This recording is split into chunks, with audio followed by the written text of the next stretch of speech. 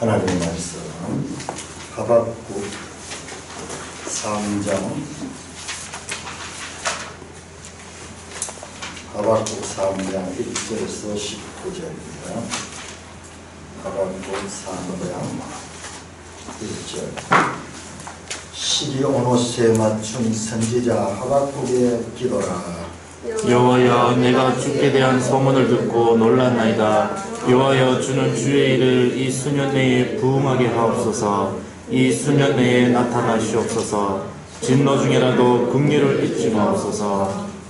하나님이 대만에서부터 3절부터 15절까지입니다. 여러분들이 뭘 보시나 하면은 이게 각 장면이 나오는데 이게 뭐냐면 처음 출애굽할 때 하나님께서 홍해를 건너게 하시고 또 애굽의 재앙들을 내리시고 홍해를 건너고 그 다음에 시내산에서 율법을 계시하시고 그 다음에 또 이 요단강을 건너가 가나안 땅을 정복할 적에 하나님이 함께 하시고 기적으로 역사해줬던 그 과거의 역사를 시적으로 표현한대요.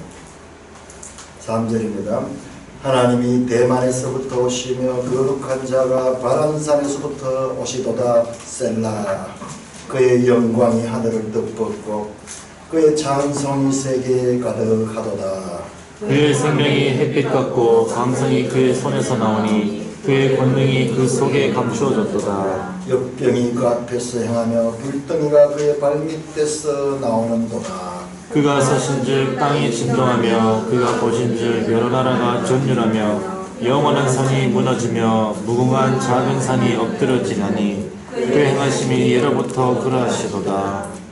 내가 본즉 구산의 장막이 환난을 당하고 미디안 땅의 휘장이 흔들리는도다.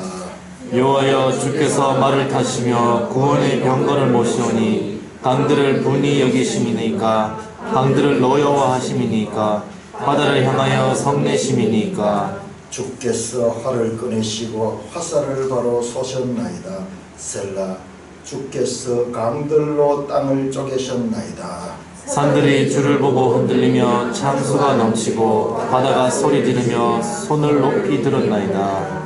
날아가는 주의 화살의 빛과 번쩍이는 주의 창의 광채로 말미암아 해와 달이 그 처소에 멈추었나이다. 주께서 노를 바라사 땅을 두르셨으며 군을 내사 여러 나라를 밟으셨나이다.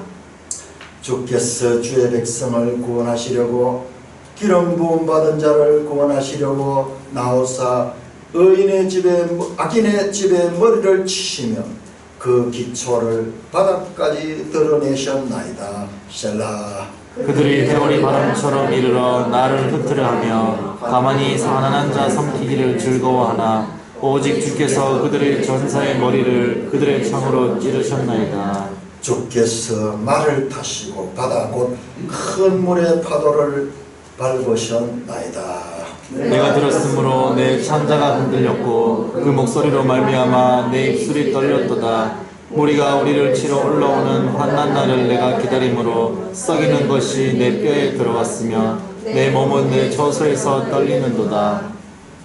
비록 무화과 나무가 무성하지 못하니 포도나무에 열매가 없으며 감람나무에 소출이 없으며 밭에 먹을 것이 없으며 우리의 양이 없으며 외양간에 소가 없을지라도 나는 여호와로 말미암아 즐거워하며 나의 구원의 하나님으로 말미암아 기뻐하리로다. 주 여호와는 나의 힘이시라. 나의 발을 사슴과 같게 하사 나를 나의 높은 곳으로 다니게 하시리로다. 이 노래는 지휘하는 사람을 위하여 내 수금에 맞춘 것이니라.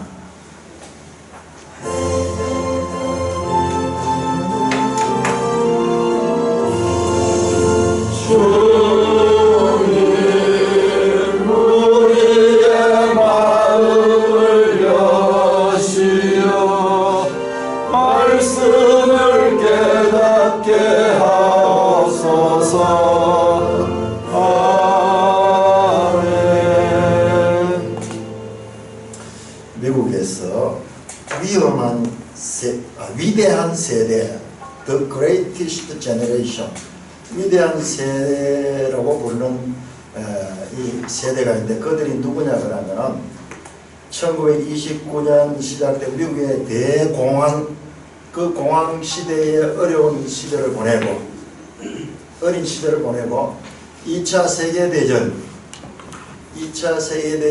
끝나고 그 다음에 1950년에서 1960년대까지 미국도 이 2차 세계대전에 엄청 이 에너지를 쏟았습니다. 그래서 경제를 다시 복구하고 부흥시키는 그래서 미국을 오늘날 세계 최강대국으로 만든 세대를 위대한 세대라고 말합니다.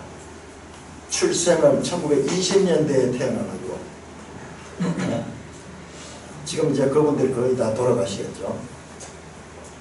이 위대한 세대는 가난과 전쟁이라는 그와 같은 어려움 속에서 용기와 희생 그리고 서로 연대하고 단합해서 자신들의 나라 미국을 세계 최강국의 자리로 올려놓았습니다.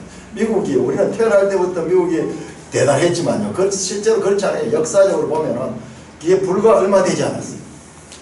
1950년대 이전까지는 미국은 이민들로 이루어진 별 볼일 없는 그 나라였어요.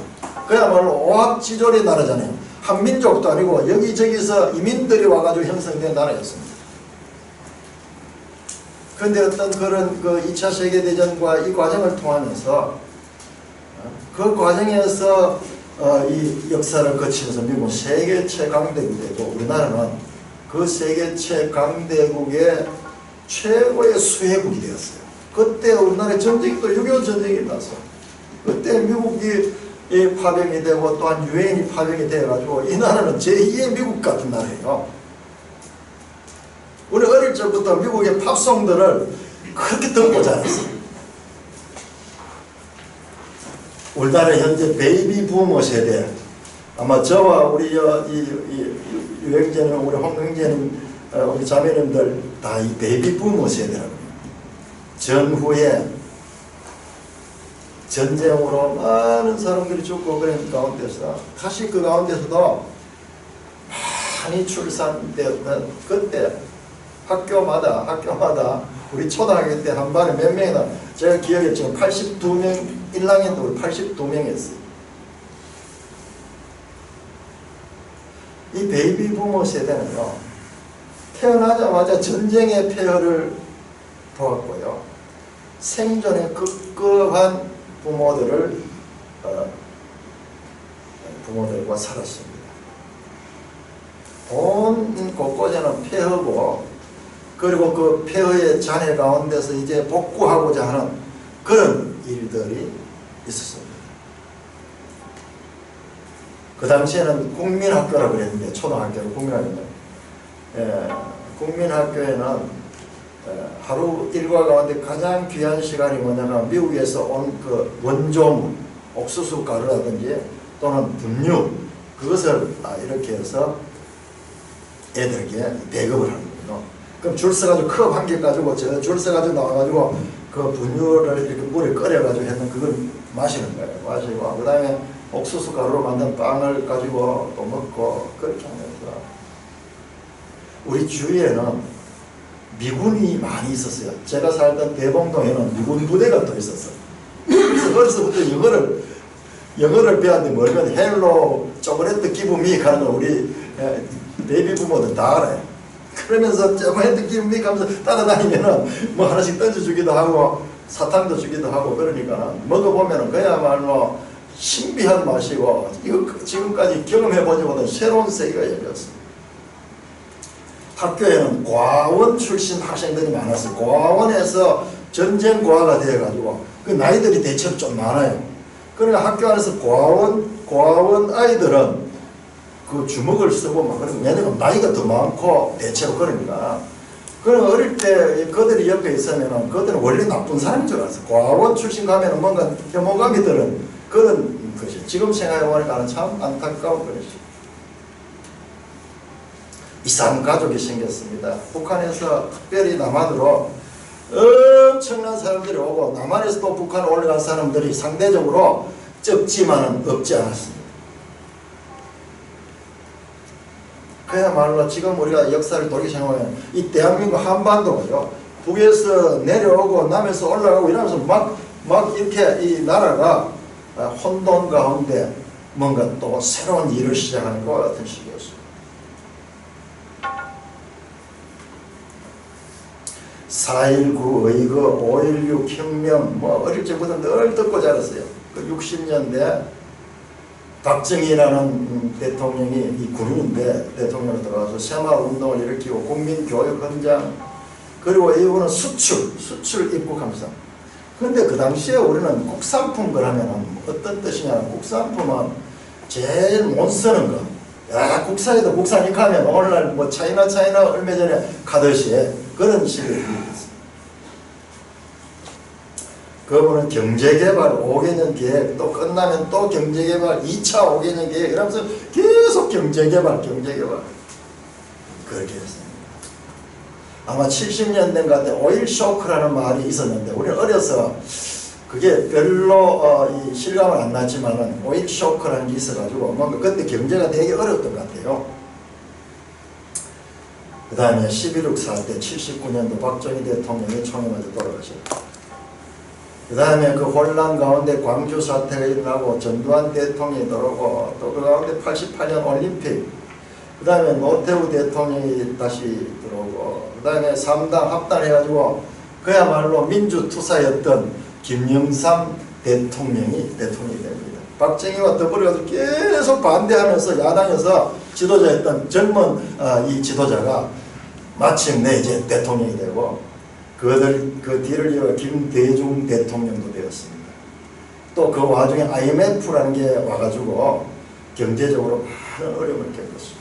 2000년도 들어오고 2002년도 월드컵 대회를 거치면서 노무현, 이명박 대통령, 박근혜 대통령 거치면서 2018년도 탄핵이 나고, 그리고 문재인 대통령이 되고, 그 이후에 좌파 정권에 대한 이 불안 때문에 어른들은 잠을 잘 자지 못하고 그렇게 태극기를 들고 나가서 흔들고, 지금 최근에는 또 4.15 부정선거에 대한 그런 의혹으로 혼란한 가운데 있습니다. 그런데 이 세월을 이렇게 정리해 보니까요, 참 늘 문제가 많았어요. 그런데 이 베이비 부모 세대는 그야말로 위대한 세대였어요. 산업화를 일으켜가지고, 그 다음에 또한 민주화를 일으켰어요. 이런 나라는 세상에 없어요.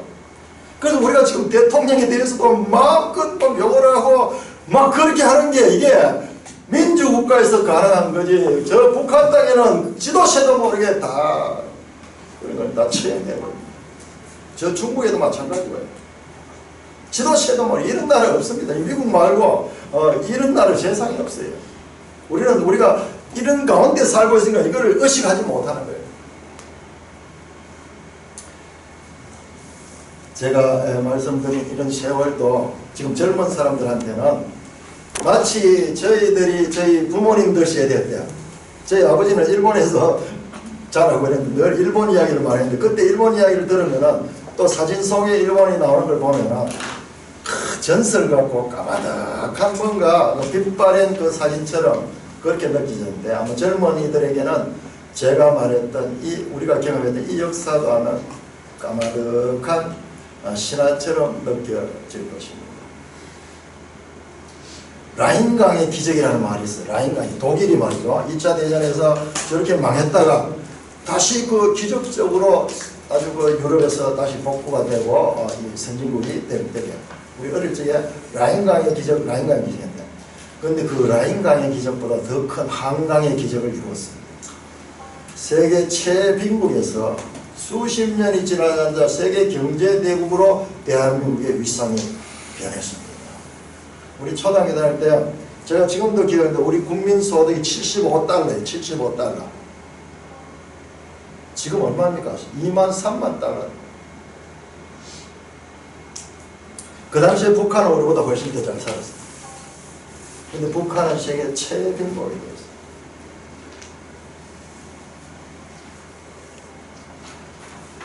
이렇게 나라가 경제적으로 변한 것 더불어서 교회도 마찬가지로 오히려 교회는 더 발전했어요. 6.25 사변 이후에 그 처참한 이 한국 땅에 곳곳에서 천막 교회들이 세워지고, 교회를 세우면 사람들이 막 꾸역꾸역 몰려드는, 왜? 그 전쟁의 참화 가운데 상처 입고 고통받고 소외되고 배고프고 이런 영혼들이 넘쳐났기 때문에 그 교회에 가서 울부짖고 또 하나님의 말씀을 듣고 이러면서 위로를 받았기 때문에 교회는 폭발적으로 늘어났습니다. 전국 방방곡곡에 교회가 세워졌고, 세워진 천막 교회들은 얼마 지나지 않아 그 동네에서 제일 큰 예배당 건물을 가지게 되었습니다. 우리가 살던 동네도 피난민촌인데 거기 보면 교회 예배당은 크게 이렇게 붉은 벽돌로 그렇게 지었습니다. 세계에서 가장 가난하여 세계 여러 나라의 원조를 받던 나라가 이제 세계 여러 빈국들을 도와주는 나라가 됐습니다. 우리 청년들이 지금 포이카 한번 나가지고 세계에 나가지고 막 봉사활동하고 이러잖아요.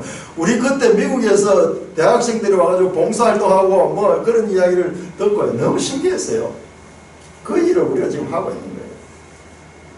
선교사들의 도움으로 시작된 기독교가 세계에서 지금 미국 다음으로 많은 선교사를 전 세계에 파송합니다. 한국의 선교사가 170개국에 26,000 약 27,000명이 지금 나와서 활동하고 있습니다. 자, 6.25 사변과 그리고 경제적인 많은 문제가 있었던 이 나라에서 결과적으로 우리는 경제적인 것과 같은 부흥뿐만 아니라 교회의 부흥이 일어났습니다. 교회의 부흥이 일어났습니다.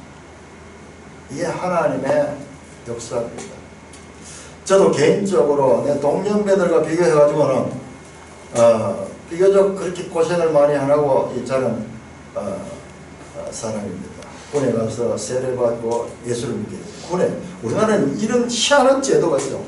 어떻게든 기독교국가인데 군에 가면은 신앙을 할 수 있는 그런 제도가 있고 군목이 있고 그런 게 만들어져 있어요.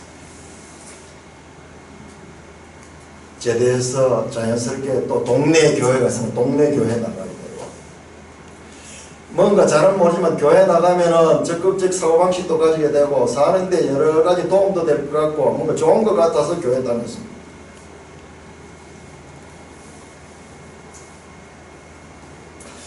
결혼도 하고 또 가정을 이루고 이제 힘차게 새 생활을 시작했지만 하나님께서 저에게 많은 어려움들을 주었습니다.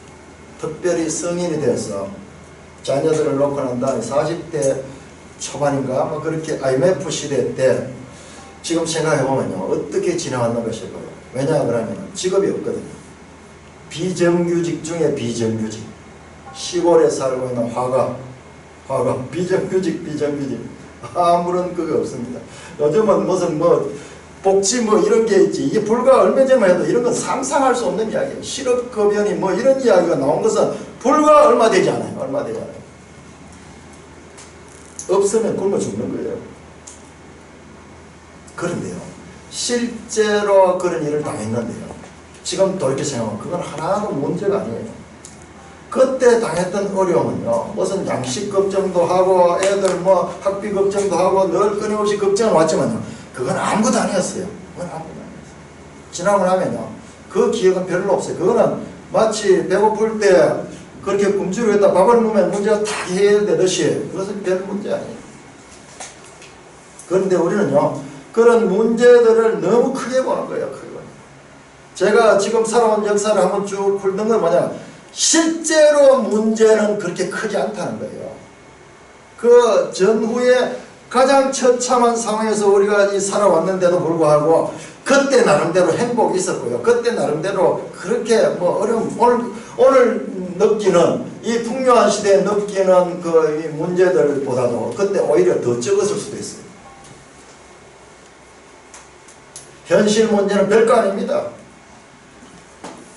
청년들 이 현실 문제가 눈앞에 참 크게 다가오고 막 이러니까 이게 뭔가 대단한 것 같지만요, 이거 별거 아니에요.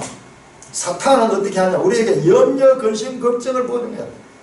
계속 걱정하게 하고 염려하게 합니다. 근데 요즘 이 광고 이렇게 보다 보니까 만화로 있던 광고인데 아버지하고 애하고 공을 던지면서 이렇게 하는데 아버지가 갑자기 애한테 그렇게, 야 저놈이 언제 저만 컸지? 그러면서 걱정하는 거예요. 아이고 저놈이 잘 클 때까지 내가 아무 탈 없이 자를 잘 키울 수 있어야 될 텐데 하면서 갑자기 걱정을 쫙 하면서 보험 선전이 쫙 나오는 거예요. 그렇게 염려하고 걱정하고 살아가면 평생 걱정이 끊이지 않습니다. 막상 우리가 이 절망적인 것 같고 죽을 것 같은 현실 닥쳐보면 큰 문제 아니에요. 큰 문제 아니에요. 그런데 중요한 것은 뭐냐? 중요한 건 뭐냐? 그와 같은 어려움들은 우리에게 하나님이 누구신가? 하나님을 믿는데 내한테 왜 이런 일이 일어난가 하는 질문이 일어났습니다. 문제는 삶의 현실 문제로 비롯되었는데 실제로 생각은 하나님과의 관계에 대한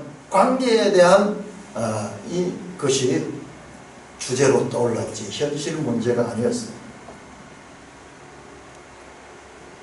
오히려 이 현실의 어려움은요, 내 자신이 알지 못했던 나의 다른 면을 노출시키는 그와 같은 계기를 마련해 줬습니다. 우리 매일 성경 시편 그 해설에 보면요, 칼빈이 시편을 영혼의 해부학이라 그렇게 말했다 그러는데요, 제가 그 이야기를 듣고 정말 공감을 했어요. 그렇구나. 우리 몸 속에 어떤 구조가 있는지 우리 몰라요. 이게 해부에서 읽다 보면요, 우리가 알지 못하는 구조들이 그 속에 다 있어요. 이 메커니즘이 있어가지고 이렇게 움직이고 있는 거예요. 우리는 모르고 있는 거예요.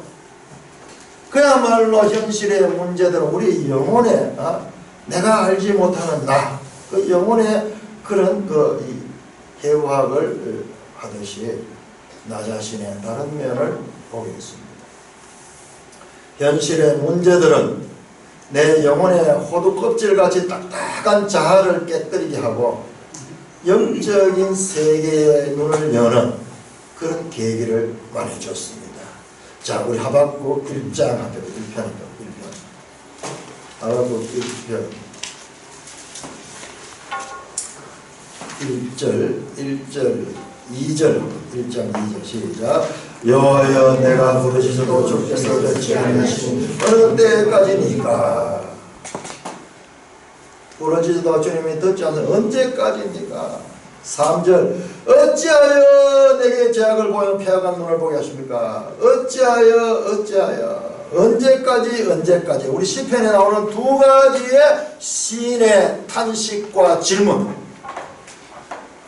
현실 문제는요, 하나님의 백성들에게는 이와 같은 하나님으로 향하게 하는 그와 같은 계기를 마련해 주는 것입니다. 그러니까 우리 성도들이 이와 같은 하나님의 말씀을 알게 되면요, 세상 사람들과 완전히 다른 생활을 하게 되는 거예요. 세상 사람들은 이 불행을 너무나 싫어하고 끔찍이도 싫어해서 그러하지만요, 이것이 하나님과 나의 관계를 새롭게 해주는 그런 계기를 말해준다는 것을 성경에 일관되게 나오는 그와 같은 성경의 내용들입니다. 우리 시편에 그 이야기가 지금 하박국에 떠나오잖아요. 어찌하여 왜 이런 일이 있습니까? 그 질문을 누구에게 합니까? 하나님을 알지 못하는 사람 같으면 이런 문제가 있는 걸 보고 그냥 그대로 받아들이고 그 문제에 사로잡히겠지만, 하나님의 백성들에게는 이 모든 문제를 일으키는 주권자가 있다는 것이 그 속에, 영혼 속에서 무의식적으로 잠재되어 있다, 그게 터져나오는 거예요. 왜? 그리고 이 어둠의 시간은 언제까지 지속될 것인가? 환난을 당한 사람에게는 늘 이 두 가지 질문이 끊이지 않습니다. 오늘 선지자 하박국은 지금으로부터 약 2500년 전, BC 한 600년 전에 그때의 이스라엘의 선지자였습니다. 그런데 이 하박국의 내용과 오늘 저와 여러분들이 살고 있는 이 현대인들의 삶의 문제가 동일합니다. 하박국은 이게 시예요, 시. 우리 오늘 3장 봤듯이 노래라, 기도다. 그리고 끝에는 보면 노래다. 그런데 시가 노래잖아요. 자, 이 하박국이 우리 시편이 끝나고 나오는데 내용이 똑같아요. 공통점이 뭐냐? 극심한 고난. 하박국 1장, 2장 극심한 고난이 있습니다. 그 다음에 3장 끝에 가면은 완전히 바뀌어가지고 찬송, 하나님 찬송입니다. 내가 여호와로 말미암아 즐거워하고 기뻐하리로다. 무화과 나무에 열매가 없고 밭에 소출이 없고 우리의 양떼가 없을지라도 현실 문제가 이와 같이 이게 전부 다 먹고 사는 문제예요. 먹고 사는 문제들이 이와 같이 절망할지라도 그 문제가 아니라 여호와로 말미암아 기뻐하고 즐거워한다는 그와 같은 말씀입니다. 전반부의 탄식, 후반부의 찬송. 우리 오늘 시편 22편 교동문으로 시편 20편을 성찬할 적에 그 말씀을 사용했잖아요. 시편 22편 지난주 설교했잖아요. 1절에서 21절까지는 나의 하나님 나의 하나님 어찌하여 나를 버리시나이까. 그러면서 십자가에 고통당하시는 그 예수님의 모습이 그 속에 쫙 어른거리고 있었는데 22절부터 시작해서 갑자기 찬송하리로다. 회중들에게 형제들에게 찬송하고 땅끝까지 이르러 그를 전파하고 오는 세대까지 전파하는 그와 같은 찬송이 나오고 있습니다. 극심한 고난과 그리고 전환을 맞이해서 확신과 찬송하는 이와 같은 내용.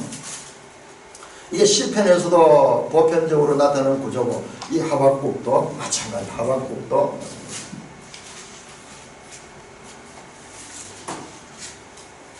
시편의 주제는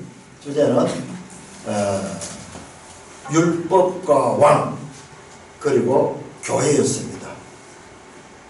제가 지금까지 내 설교를 듣지 않은 분들한테 이런 이야기하면 황당할 거예요. 그게 무슨 그게 주제가 되는가. 아니, 추려보니까는 율법과 왕이고 그리고 교회예요. 교회. 율법과 왕은 예수 그리스도 안에서 성취가 됩니다. 오늘 우리가 교동문 할 때 받은 시편 16편 땅에 있는 성도들은 존귀한 자들이 나의 모든 즐거움이 그들에게 있도다. 땅에 있는 성도들에 대한 그리스도의 이 사랑, 헵시바, 나의 모든 딜라이트, 나의 모든 기쁨은 그녀에게 있다. 그녀 교회예요. 그리고 오늘 성찬시대에 나왔던 내가 주의 이름을 형제에게 선포하고 회중 가운데 주를 찬송하리다. 큰 회중 가운데 교회입니다. 콩그리게이션. 그리스도와 교회. 오늘 우리가 이런 하박국서도 쉬고 1장 1절에 보면 선지자 하박국이 묵시로 받은 경고라 이렇게 표제가 시작이 되면서 그 다음에 이 노래로 끝이 됩니다. 3장 19절 이것은 노래다 그렇게 나옵니다. 자, 아이러니하게도 노래는 언제 나오느냐 그러면 노래는 평안할 때 노래가 나오지 않아요. 노래는 절망의 터널을 통과한 후에 터져 나오는 거예요. 가만히 한 번씩 유행가들도 보면은 시련하고 어려움을 겪고 고향을 떠나오고 뭐 이래서 그때 애절한 감정을 가지고 노래를 부릅니다. 우리 시편의 내용들도 마찬가지예요. 하박국은 어떤 상황이 있었기에 이 탄식과 하나님에 대한 질문으로 시작됐던 그 시가 마지막 18절 19절에서 나는 여호와로 말미암아 즐거워하고 나의 구원의 하나님으로 말미암아 기뻐하라. 무슨 물질이 아니요. 우리의 양이나 무슨 외양간의 소나 그 다음에 나무의 열매들이 아니라 과실들이 아니고 여호와 그 자체로 말미암아 여호와가 주신 물질이 아니고 여호와 그 자체로 말미암아 즐거워하고 구원의 하나님으로 말미암아 기뻐한다. 주 여호와는 나의 힘이시라. 나의 발을 사슴 같게 하시고 나를 나의 높은 곳으로 다니게 하신다. 무엇이 이 하박국 선지자를 이와 같은 찬송과 소망의 고백을 하게 만들었을까요? 제가 입만 열면은 제가 하는 이야기죠. 96년도 9월 말에서 2000년도 3월 말까지 시간을 계속 3년 6개월 동안 42달 날수로 지금 1260일 잊지를 못합니다. 왜? 이때 내 인생에서 지금까지 완전히 다른 그런 기이한 그 일을 경험했기 때문입니다. 비유하면 마치 홍수에 밀려가지고 그 떠내려가다 소용돌이 속에 빠져가지고 소용돌이 빠지면 못 헤어나오거든. 그렇게 말려가 죽음으로 내려가고 있는데 갑자기 크고 부드럽고 따뜻한 손이 와서 탁 잡아가지고 구원해 주신 거예요. 그러니까 그 경험은 그 기이한 일은 잊을래야 잊을 수 없는 사건으로 나의 생각 깊숙하게 아예 새겨져 있어. 잊을 수 없는 거예요. 나를 사망의 줄과 불의의 창수에서 건져주신 하나님을 찬송하지 않을 수 없었던 것입니다. 화면 혹시 준비되었습니까? 제가 오늘 새벽에 이 성경을 어떻게 봐야 되냐 그러면 성경을 어떻게 봐야 되냐 하면 성경은 이 자세히 보기도 하고 때로는 던져놓고 또 멀리서 봐야 되기도 하고 제가 이 새벽에 또 준비하다 딱 보면 그 전날 보이지 못하는 것들이 보여요. 이 하박국서의 구조를 발견했어요. 자, 1절, 2절, 1장 2절, 3절을 우리 한번 읽어봅시다. 여호와여 내가 부르짖어 주께서 듣지 않으시니 어느 때까지입니까? 내가 강포로 말미암아 외쳐도 주께서 구원하지 않으시니 어찌하여 내게 제약을 보게 하시고 대개의 눈을 보게 하시고 겁탈과 강포가 나고 변론과 분쟁이 나니까 이때가 언제냐 그러면 이제 바벨론이라는 나라가 아직까지 포로되기 전에 바벨론이라는 나라가 등장해가지고 이제 이 유다를 공격하고 이럴 때입니다. 그러나 우리가 유교 사회를 겪었듯이 그와 같은 이 참담한 그 시절을 눈앞에 두고 있는 그런 위협이 막 느껴지는 그때예요. 그런데 이 끝을 보시면 여기 또 만졌네요. 이거 신발은 점이 대단하네요. 자, 여기 A 다시 보세요. 여기 끝이에요. 여기 시작이고, 자 1절은 표제라고 요도 제일 끝은 이는 시교노시에 맞춘 하박국의 노래라 하면서 그 끝이 마지막 19절 마지막에 그 두 개를 빼면은요. 자 18절 19절 시작. 나는 여호와로 말미암아 즐거워하는 나의 구원의 하나님으로 말미암아 기뻐하리로다. 주 여호와는 나의 힘이시라. 나의 발을 사슴 같게 하사 나를 나의 높은 곳으로. 완전히 1절 그 A와 A-는 반대잖아요. 반대. 탄식과 찬송. 여기에 1장에서 3장까지를 통해서 여기 인크로지오 구성을 가졌습니다. 이와 같은 이 탄식에서 찬송으로 바뀌게 있습니다. 자, 그 다음에 보시면요. 자, 오늘 우리가 3장을 읽는데 이 3장을 그냥 3장만 봐가지고 몰라요. 자, 1장 5절 보세요. 5절 시작. 여호와께서 이르시되 너희는 여러 나라를 보고 또 놀라고 또 놀랄지어다. 너희 생전에 내가 한 가지 일을 행할 것이라. 누가 너에게 말할지라도 믿지 않으라. 이게 뭐냐 하면 여기 여러 나라인데 여러 나라가 아니에요. 원어에 보니까 여러 나라 아니에일 수가 없다고 생각해서 원어를 찾아보니까 여러 나라 아니고 아주 강포한 나라, 야만적인 나라. 이게 바벨론이에요. 바벨론. 이걸 보고 놀라고 또 놀라게 놀란다 자빠지는 거예요. 왜 그러냐 그러면은 너희 생전에 내가 한 가지 일을 할 텐데 이 일을 보면 너희가 놀라고 놀랄 것이다. 제가 앞에서 이야기했듯이 그 소용돌이 빠져간 저를 그 크고 부드러운 손에 와서 쫙 건져넣었던 그와 같은 경이로운 놀라움이에요. 근데 이건 아직까지는 몰라요. 앞에서 보면 몰라요. 1장 5절로 가지고 이게 그런 내용인지 모르는데 쭉 보면은 자 3장 2절 오늘 3장 2절 자 보세요. 여호와여 내가 주께 대한 소문을 듣고 놀랐나이다. 놀랐죠? 지금 이거예요. 이거 앞으로 너희가 놀라고 놀라게 될 것이다 그랬는데 이 다음에 뭐냐 하면 바벨론을 들어가지고 너희들을 징계하겠다 하는 말씀이 나오는 거예요. 너무 이상하잖아요. 하나님이 구해주겠다는 저렇게 안타깝게 부르짖는 성도에게 구해주겠다는 소리가 아니라 너희들을 그들 바벨론을 들어가지고 너희를 치겠다 하는 거예요. 1장 한번 보세요. 1장 6절 보세요. 1장 6절 보라 내가 사납고 성거한 백성 곧 땅이 넓은 곳으로 다니며 자기 소유가 아닌 것을 그 처를 점령하는 갈대아 사람을 이겼네. 이게 갈대아가 바벨론이잖아요. 마구 다니면서 세계를 정복하는 그런 나라를 일으킨다. 그들은 누구냐? 11절 보세요. 그들은 자기들의 힘을 자기들의 신으로 믿는 자이다.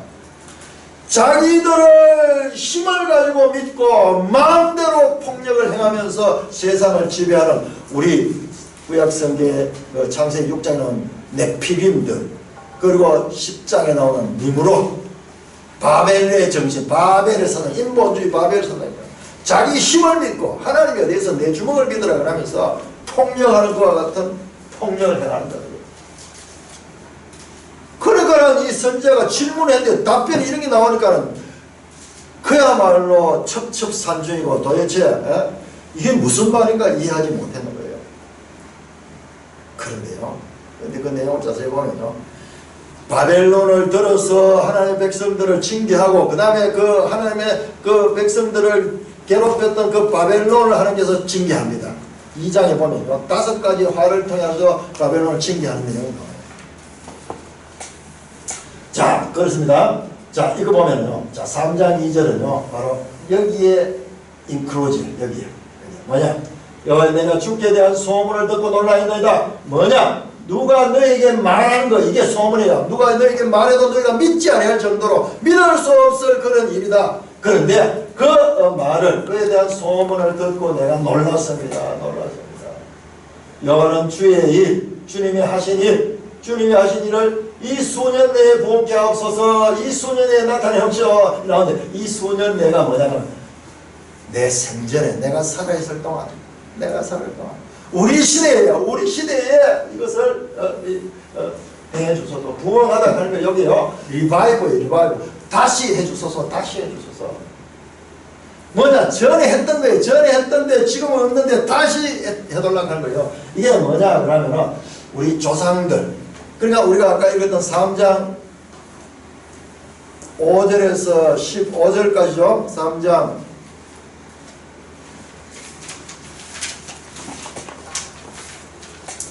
3절에서 15절까지 요 내용이 제가 아까 말씀드렸죠. 3장 3절에서 15절까지 내용은 뭐냐 그러면 바로 출애굽할 때 홍해를 말리고 그 백성들을 구원해주신 하나님, 시내산에서 지진과 그리고 번개와 우레 가운데서 임하신 그 하나님의 권능, 그 다음에 가나안 땅을 갈 때 요단강을 말리고 그리고 가나안 땅을 징계해서 거기 들어가서 그 해를 멈추게 하기도 하고 하나님의 기적을 통해서 가나안을 정복했던 그 사건들 언제 일어났던 일입니까? 그것들은 보세요. 6절 보세요. 6절 후반으로 그의 행하심은 예로부터 그러하시다. 과거에 늘 그래왔다는 거예요. 과거에 그러다. 이 과거에 내 조상들을 구원하신 그 하나님이 다시 리바이브 하는 걸 다시 부흥해달라고 하는 부흥해달라. 그 하나님 다시 돌아서요. 다시 부흥해달라. 그 하나님 언제? 과거에 뿐만 아니라 우리가 살고 있던 이 시대에 내 조상의 하나님이 아니라 나의 하나님으로 아브라함과 이삭과 야곱의 하나님이 아니라 오늘 이 시대를 사는 우리의 하나님으로 그들에게 역사했듯이 우리에게도 역사해달라는 그 말씀입니다. 이 수년 내에 나타내옵소서. 진노 중에도 긍휼을 잊지마서 우리는 죄로 인해서 우리가 징계를 받는 건 당연합니다. 그렇지만은 너무 징계가 심해서 죽지 않게까지 해줬어요. 우리가 하나님의 기적을 보게 해줬어요. 이게요 아주 지식 있는 기도입니다. 이게 보면 레위기 26장에 보면요 하나님이 약속하셨습니다. 하나님의 백성들도 잘못할 적에는 징계를 합니다. 그러나 아주 멸하지는 않습니다. 이게 지식을 가진 겁니다. 그러니까 우리가 지금 이 하박국을 이해하려고 하면 구약성경 앞에 나오는 역사서를 이해하지 못하면 이 말씀이 이해할 수 없는 거예요. 성경 66권은 서로 이렇게 이해할 적에 이 뜻이 드러나도록 돼요. 드러나도록 돼요.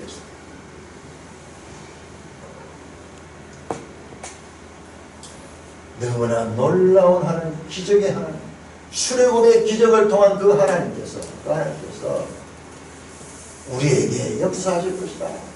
그런데 이때는 알지 못했고 그렇게 하나님께서 그렇게 말씀하는데 이해하지 못했어요. 그런데 이제 이해됩니다.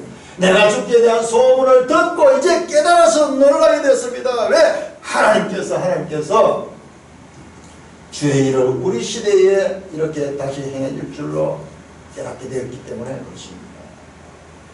자, 그들은 누구냐? 이 하박국과 이 이스라엘을 괴롭히는 그들은 누구냐? 그들은 자기들의 힘을 신으로 삼는 자들이야. 바람같이 급히 몰아 지나치 행하여 범죄할 것입니다. 여보세요. 그들 나오죠. 그들. 해오리 바람처럼 이르러 나를 흩으라며 가만히 가난한 자를 삼키를 정한다. 이 가난한 자, 심령이 가난한 자, 하나님으로 인하여 배고픈 자. 심령이 가난한 자는요, 자기 자신으로 배부른 자 아니에요. 자기 자신으로 할 수 없습니다. 자기 자신으로 늘 배고플 수밖에 사람으로 할 수 없기 때문에. 그러니까 오직 하나님으로만은 내 이 빈곤을 채울 수 있는 자. 내 하나님으로 내가 배부를 수 있는 자예요. 이게 가난한 자예요.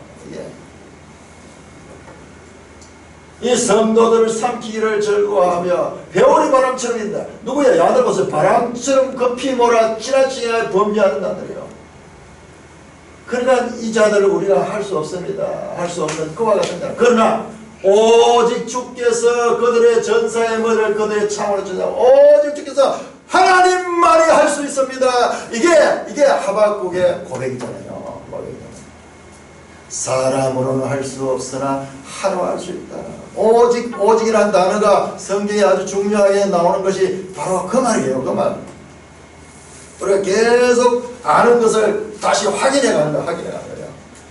야, 구약 성경 전체를 예수님께서 딱 압축해가지고 사람으로 할 수 없을 때 하나님으로 할 수 있느니라 했는 그 한마디 말씀이 이와 같은 켜켜이 역사 속에서 이 경험된 그와 같은 내용을 말씀하는 것이다.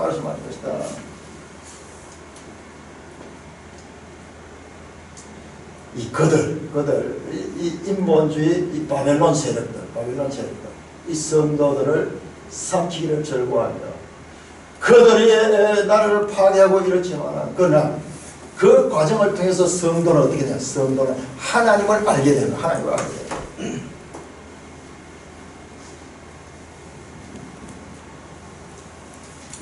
주님은 옛날 조상들의 하나님뿐만 아니라 오늘 이 시대 하박국 BC 6세기의 하박국 BC 15세기 10세기의 하나님뿐만 아니라 그 6세기를 살고 있는 하박국의 하나님이듯이 하나님은 하박국의 하나님뿐만 아니라 오늘 저와 여러분들의 하나님.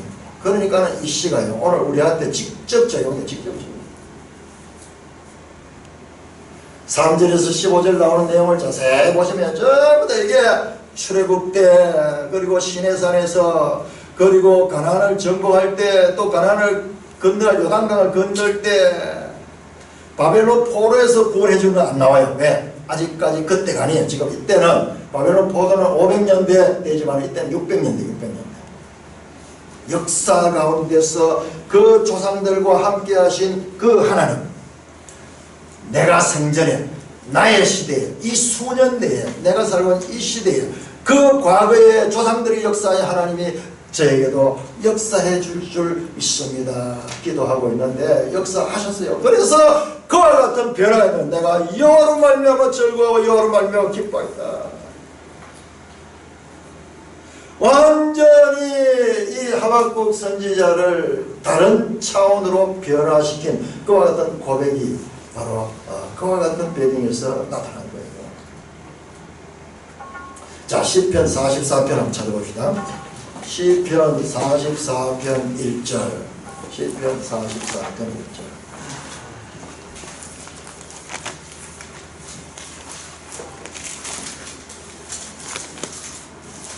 시편 44편 1절 같이 읽습니다. 시작. 하나님이여 주께서 우리 조상들의 날 옛날에 행하신 일을 그들이 우리에게 일러주매 우리가 귀로 들었습니다. 자, 이 조상들에게 한 이 출애굽 사건과 광야 사건과 그리고 저 가나안 입성 사건은요, 그건 하나의 모델인 거예요. 모델. 그래서 계속 그 후손들은 그 이야기를 반복해서 듣는 거예요. 반복해서. 왜? 그 원리가 다른 세대, 모든 세대에도 그렇게 적용될 수 있는 원리이기 때문에, 그래서 우리 성경에 그 이야기를 자세하게 기록해 놓은 거예요. 우리에게 어떻게 우리의 현실 문제를 거울처럼 읽을 수 있도록 이 출애굽 사건과 그 가나안 정복 사건은 적용되는 것입니다. 왜 우리가 이스라엘 역사를 알아야 되냐? 그런 질문을 하는데요. 그 이스라엘 역사 속에 하나님께서 보편적으로 모든 인류를 다루시는 하나님의 그 이 원리가 그 속에 담겨 있기 때문입니다. 그런데 그 조상들이 이를 기록을 많이 들었는데 내가 직접 체험은 못해서, 근데 하박국도 기록을 많이 듣는데 이제 직접 체험했네. 직접 체험. 내가 죽게 대하여 귀로만 들었는데 이제는 눈으로 뵙는다. 그 요압의 그 마지막 그 찬송처럼.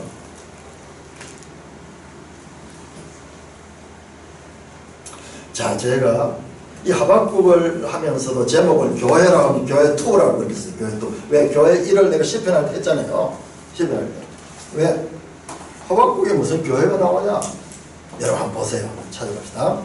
자, 우리 3장 13절 14절 3장 13절 14절 이런 건 우리가 크게 한번 읽어야 돼요. 자꾸 이걸 읽어야 돼요. 이걸 3장 13절 시작. 주께서 주의 백성을 구원하시려고 기름 부음 받은 자를 구원하시려고 나오사 악인의 집에 머리를 치시며 그 기초를 바닥까지 들으셨나이다. 그들이 회오리 바람처럼 이르러 나를 흩으려하며 가난한 자를 삼키워가며 즐거워하나 오직 주께서 그들의 전사의 머리를 그들의 창으로 찌르셨나이다. 악인의 집의 머리, 그들의 전사의 머리를 박살내고 창으로 찔러가지고 완전히 절명시켜버린 겁니다. 자, 그런데 13절에 보면 주의 백성이 나오고 기름 부음 받은 자가 나오죠.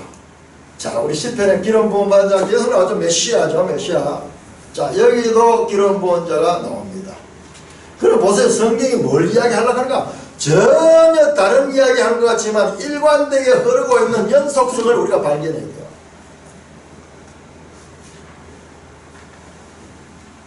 그런데 13절은 주의 백성하고 주의 기름 부음 받은 자가 같이 동격으로 나옵니다. 주의 백성은 이스라엘 민족이에요. 그런데 기름 부은 자는 그리스도인데요. 여기는 지금 주의 백성을 구원하시려고 기름 부은 자를 구원하시려고 이 둘이를 동격으로 치고 있어요. 주의 기름 부은 자는 메시아 예수 그리스도를 가리키는데 여기서는 주의 백성과 같이 취급하고 있어요. 이게 난제입니다. 기름 부음을 받은 자는 그리스도 한 분이신데 어찌하여 주의 백성처럼 기름 부음 받은 자가 여기에 등장할까요? 이 난제도 그리스도와 교회의 관계 계속 이야기는 똑같은 이야기예요. 그리스도가 나오고 그 다음에 그리스도인이 나오죠. 그리스도인은 누굽니까? 교회입니다. 교회. 이 교회는 그리스도의 몸으로 연합관계. 그리스도와 성도의 관계는 연합관계. 여기 신약의 로마서와 우리 다음에 공부할 고린도전서 이런 데서 자세하게 설명합니다. 그 영상 한번 떼어주고 오겠습니까? 한 몸.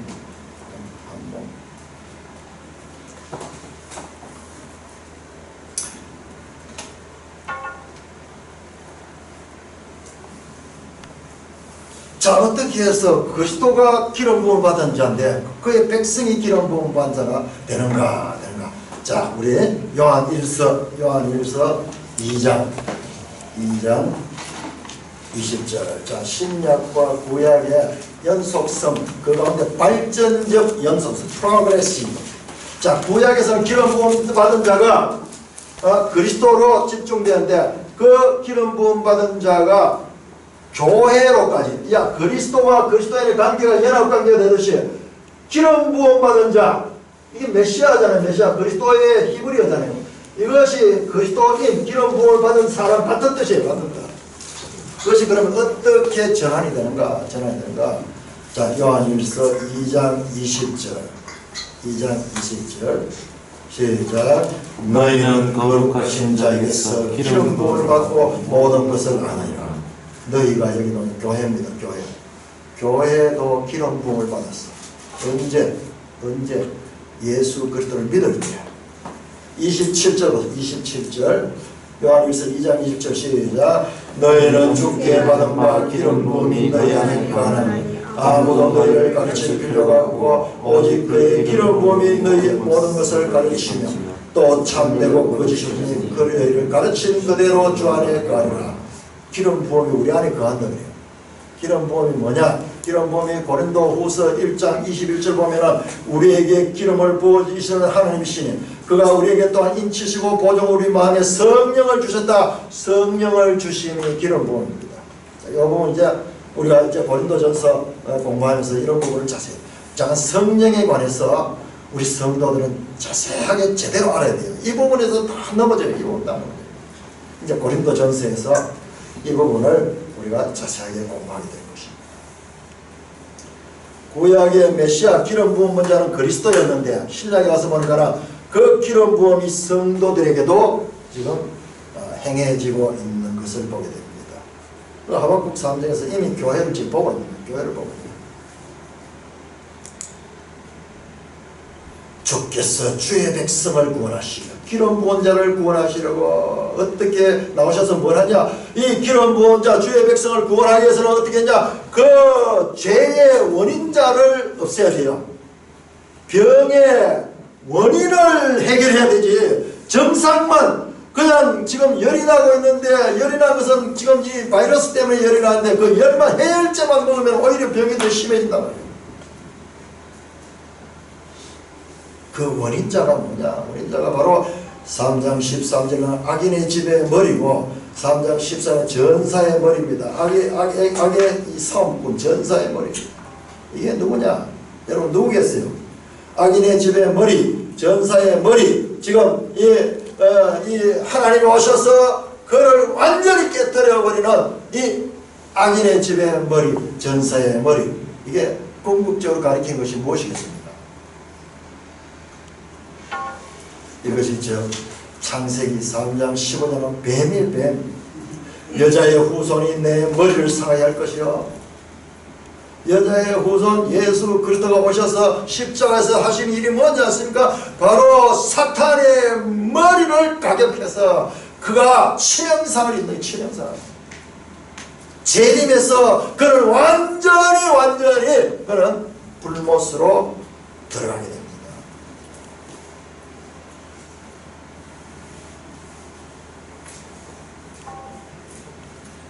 악인의 집에 머리를 치고 그 기초를 바닥까지 드러냈다.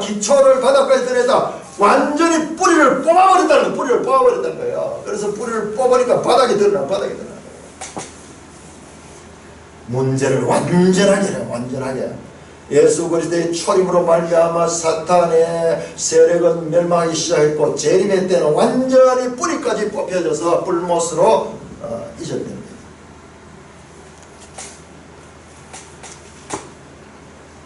시편의 시인의 고난의 문제와 하박국의 고난의 문제에 가지는 의미를 우리는 바르게 알아야 됩니다. 이렇게 좋은 구원을 말씀하시면서 왜 하박국에도 이와 같은 고난이 있고 시편에도 이와 같은 고난들이 있는가? 고난들이 있는가?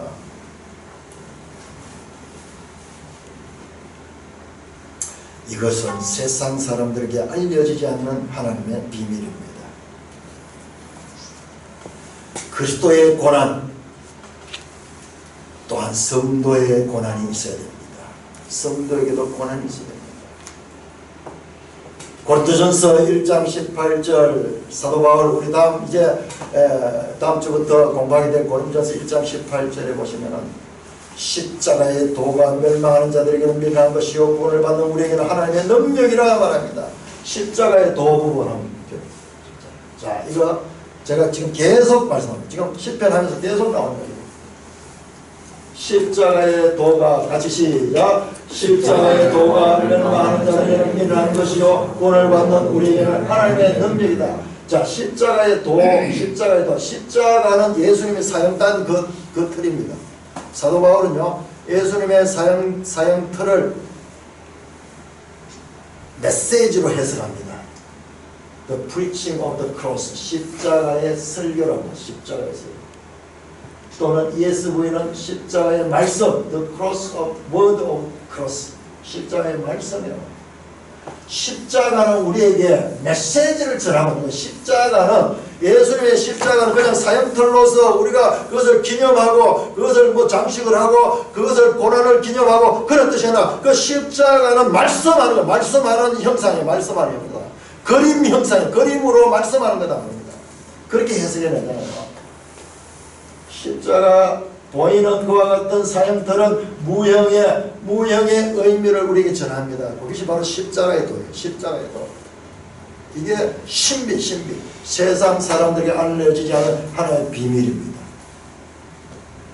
예수 그리스도의 십자가의 대속은 교회에게는 십자가의 도로 있거든. 우리 똑같이 십자가에 못 박혀 죽는 것이 아니고 우리에게는 삶 가운데서 십자가가 가리키는 그 말씀을 따라가는 거예요.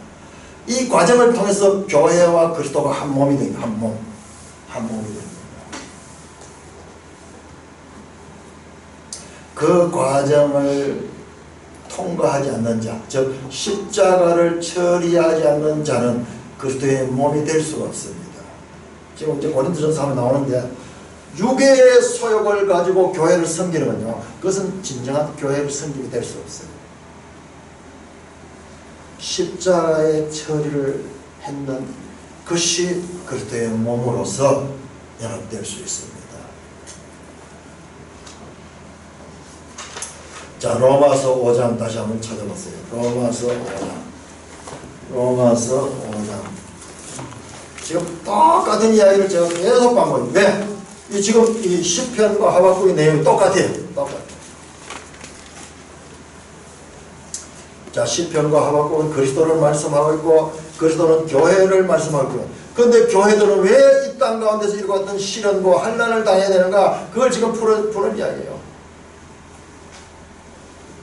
5장 3절 4절 시작. 다만 이뿐 아니라 우리가 환난 중에도 즐거워하는 이는 환난은 인내를, 인내는 연단을, 연단은 소망을 이룬 줄 알미로다. 자, 이 하박국이 이 환난 가운데서 이 하박국서를 기록했는데요. 그 환난은 우리에게 어떻게 인내를 낳고, 인내는 연단을 낳습니다. 자, 연단을 제가 지난 주간에 설명했습니다. 연단의 의미가 어떤 의미라고 그랬습니까? 연단. 캐릭터. 그리스도를 닮은 성품이에요. 그리스도를 닮은 성품을 만드는 거예요. 부정적으로 보면 죄를 죽이는 거예요. 우리 속에 이 성령을 따라 살고자 하는 성령의 소욕과 죄의 소욕, 육신의 소욕인데 이 두 가지 가운데서 하나는 죽이고 하나는 살리는 거예요. 그래서 그리스도의 성품을 점점 닮아가는 것이고 우리의 육체의 소욕은 점점 십자가에 못 박는 거예요. 죽이는 거예요. 연단은 그리스도의 성품을 만들고 우리의 육체의 소욕을 죽이는 죄 죽이기를 하게 하는 것입니다. 그 결과 소망이 있습니다. 자, 여러분 5장 1절 한번 보세요. 우리가 지금 이 부분만 강조해서 봤는데 꼭 앞부분 5장 1절. 그러므로 우리가 믿음으로 의롭다 하심을 얻었으니, 자, 믿음으로 의롭다 하심을 얻었다 하는 이게 뭡니까? 이게 신학적으로 말하면 칭의라고. 칭의. justification.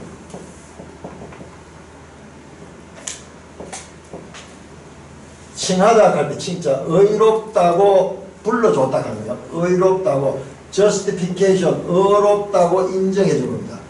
의롭다고 불러준, 우리가 의로운 존재가 아니라 그리스도의 십자가의 보혈로 우리를 덮어가지고 속에는 시커먼 죄가 아직 많은데 하얀 옷을 입혀가지고 일단 의롭다고 그렇게 인정해 줍니다.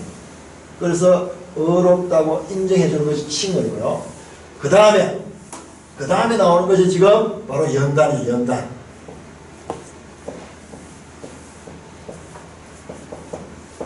캐릭터, 성품, 주의 성품, 품성, 주님을 닮은 품성.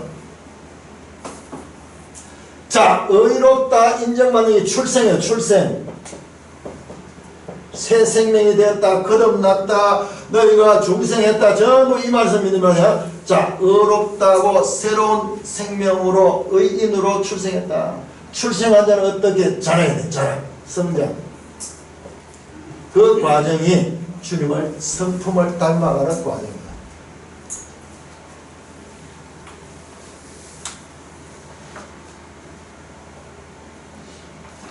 하박국서에도 시편과 마찬가지로 그리스도와 그리스도인 즉 교회가 나타납니다. 그리고 그리스도인의 연단 과정이 또한 나타납니다.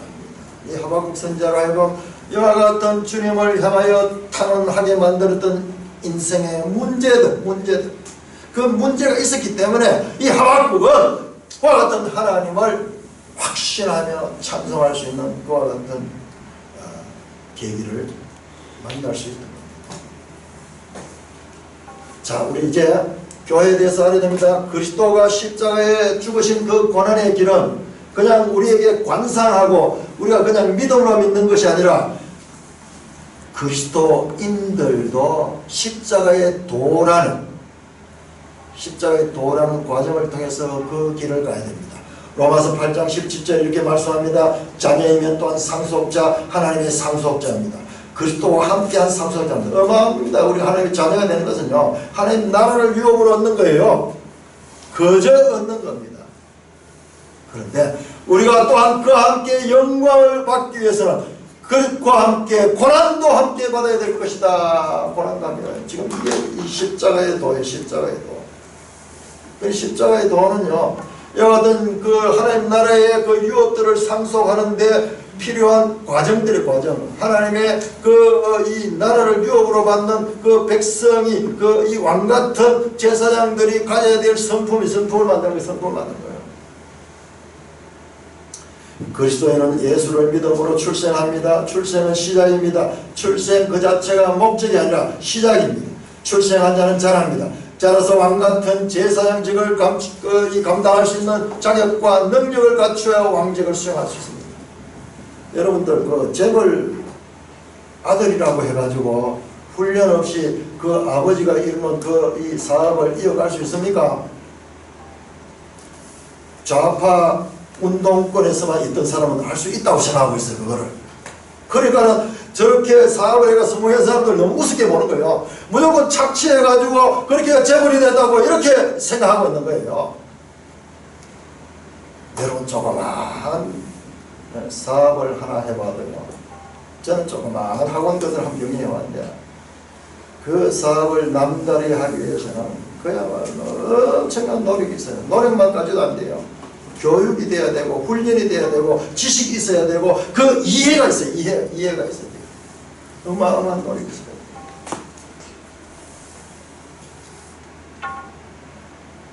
왕직을 그냥 아들이 그냥 받을 수 있는 줄 아십니까? 우리나라 이 과거의 왕들도요, 그 왕세자들 가운데도 훌륭한 사람들을 기릅니다. 어려서부터 왕제목을 기르잖아요. 그래야지 나중에 그 일을 감당할 수 없지. 준비 안 된 자에게 그 직을 주게 되면 그 직 때문에 망하는 거예요.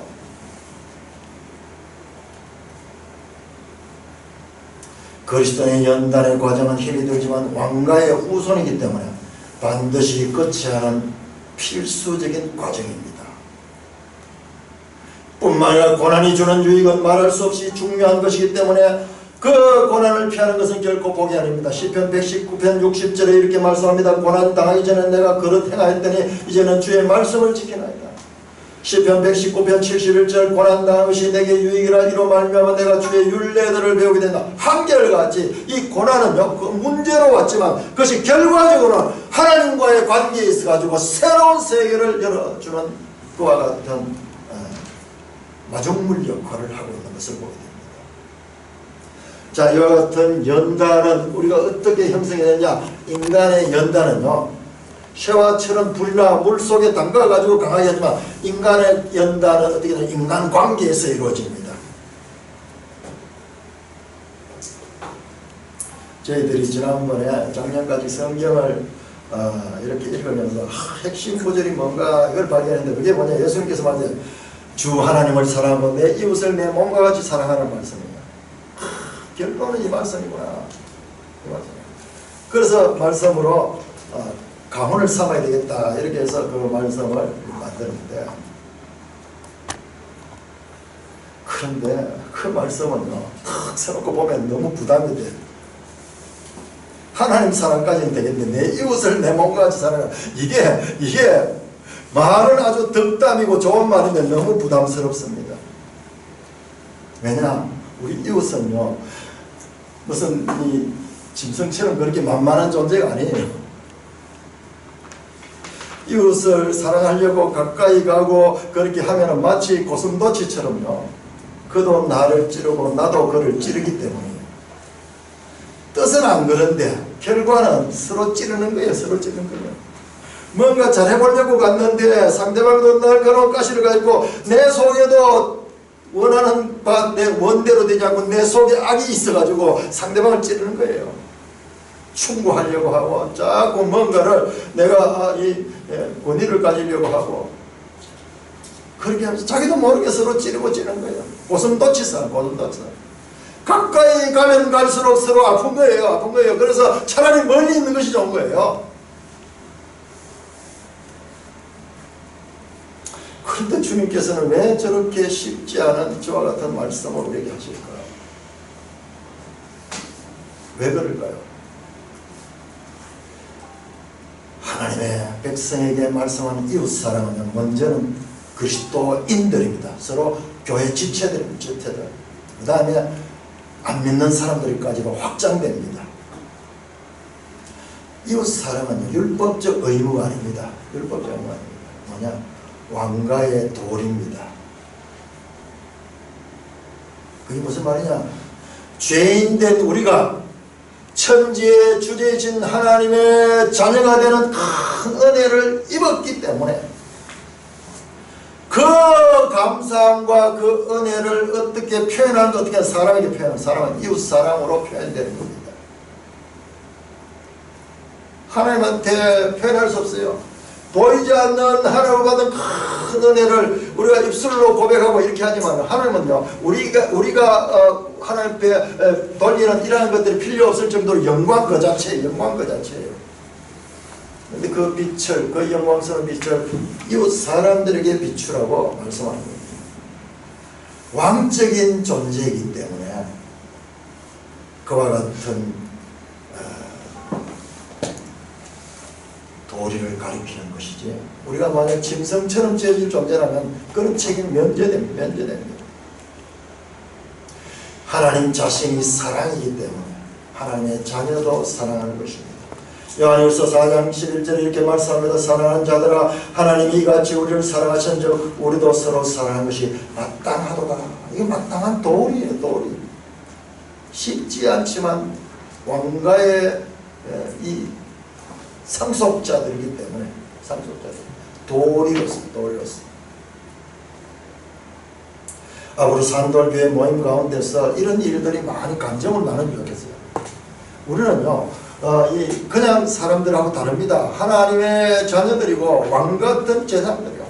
그러니까 주위에 있는 사람들에게 우리가 관심을 가지고 또 그들에게 가까이 다가가서 또 그들과 어떻게 문제들을 해결하고 가시 같은 그와 같은 존재들을 어떻게 접근해서 그것을 무너뜨리고 또 그들을 품을 수 있고 그들과 이 소통하고 평화를 이룰 수 있는가, 이런 경험담들이 교회 안에서 와서 계속 나누어지고 또 나누어지고 또 실패담도 그렇게 했지만은 그게 쉽지 않거든요. 정말 쉽지 않습니다.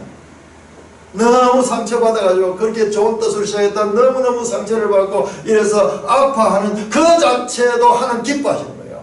그런 감정들을 교회 안에서 많이 나눠야 돼요. 그것이 바로 이거예요. 품성을 만들어가는 과정입니다. 우리 성도는요, 인간관계의 전문가들이 돼야 돼요. 세상 사람들과 달리 그런 면에서 구원받은 백성에게 이 같은 인간관계의 발전이 현재적인 과제로 주어집니다. 이것은 전도의 출발점이고 또한 우리가 사랑의 삶을 나누게 되면요, 전도는 열매처럼 따라오게 될 것입니다. 사랑하는 형제 자매 여러분, 하박국 이후에 약 600년 후에 예수님이 이 땅에 왔습니다. 하박국이 당했던 것 똑같은 걸 당했어요. 십자가에 달렸을 적에 그들은 조롱하고 비웃으며 시편 22편에 7절 8절을 나오지 나를 보는 자들이 다 나를 비웃으며 입술을 삐죽거리며 머리를 흔들며 말하되 그가 여호와께 어떠하니 구원하실 것 그를 기뻐하시니 거짓을 걸 하나이다. 조롱하고 낙심하 예수님이 그 하박국이 당했던 그 어려움들을 당하십니다. 나의 하나님 나의 하나님 어찌하여 나를 버리십니까? 그와 같은 의문의 질문을 하나님께 토했습니다. 주님은 몸소 십자가의 고난을 당하셨습니다.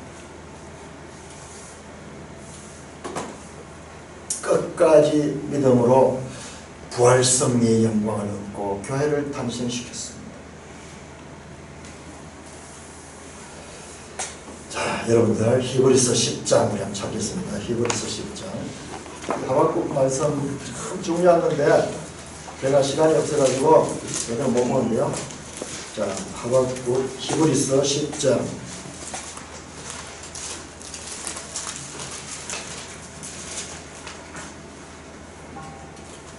(10장)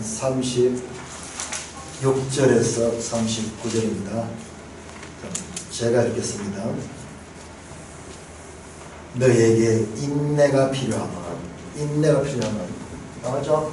인내는 환난은 인내를 낳고 인내는 연단을 낳고 이 인내는 우리를 연단을 겁니다. 너에게 인내가 필요하면 너희가 하나님 뜻을 행하는 거예요. 약속하신 것을 받기 위함이야. 약속하신 것 하나님의 나라의 유업이다 하는 거예요. 그러면 37절에 뭐가 나옵니까? 잠시 잠깐 오면 오시리가 오시리니 이게 하박국 2장 3절 하박국 2장 3절 잠시 잠깐 오면 오시리가 오시리니 지체하지 않으라. 나의 의인은 믿음으로 말미암아 살리라. 여기 하박국 2장 3절에 나온 말씀을 그대로 인용합니다. 자, 하박국 2장 3절은 의인은 믿음으로 말미암아 살리라. 이것은 로마서에서도 사도 바울이 인용이 되고 갈라디아서에도 사도 바울이 인용이 되고 또한 히브리서에서도 지금 히브리서에서도 인용이 됩니다. 마틴 루터는 이 말씀을 가지고 종교개혁을 일으키는 그와 같은 주제로 삼고 개혁의 이 말씀으로 이겼습니다. 우리 성도에게 십자가의 도는 만만하지 않습니다. 고난이 있습니다. 힘듭니다. 연단의 과정이 있습니다. 그러나 그때 필요한 것은 뭐냐? 믿음. 의인은 믿음으로 말미암아 살리라. 주님께서 그 길을 가셨고 또한 우리도 그 길을 감으로 말미암아 그리스도를 닮은 그리스도인들이 되고 그 무리들이 모인 교회가 바로 하나님께서 원하시고 기뻐하시는 거룩한 영광스러운 교회입니다. 하나님 아버지 은혜를 감사합니다. 시편을 통해서 하박국서를 통해서도 그리스도와 교회를 말씀하시고 그리스도와 교회를 말씀하십니다. 주님께서 교회를 향한 뜻이 무엇인지 우리가 잘 알고 교회의 지체들로서 교회가 무엇인지 그와 같은 것들을 잘 이해하고 그 교회를 건설해 나갈 적에 주님이 주신 설계도를 따라 주님이 기뻐하시는 방법과 수단과 제도들을 따라 거룩한 하나님의 교회를 세우는 산돌교회 되게 하여 주시옵소서. 예수님 이름으로 감사하며 기도드리옵나이다. 아멘.